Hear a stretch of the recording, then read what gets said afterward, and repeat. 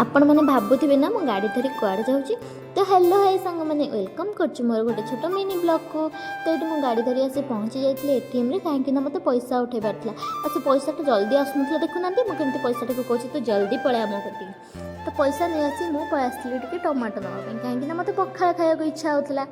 Eighty aunty पाखर पूरा tomato आ रसुण धनिया पत्र सबकि नहीं पलैसलु रूम को कहीं आमको पखाड़ खाइबार था। तो रातिर कुछ भात रखीदेलु आउ जहाँ रहा कैंटीन नहीं आसलु आ शाग भजाटा गोटे अंकल घर आनी खाइबू बोली आलूटा आ टमाटो सिझे देखिए चकड़ा करदेलु केते शांति आज मनीष खाइब टिके।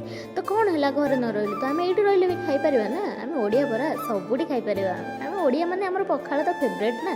तो आपण मानकर पखाड़ प्रिय ना नहीं मत तो बहुत पसंद पखाड़ आ देखिए मुझे एंजॉय कर खाऊँ सांग मैंने आपण मानक जब मो वीडियो भल लगे सब्सक्राइब करने जमा भी भूलिए और लाइक भी करेंगे शेयर करेंगे। रही जय जगन्नाथ।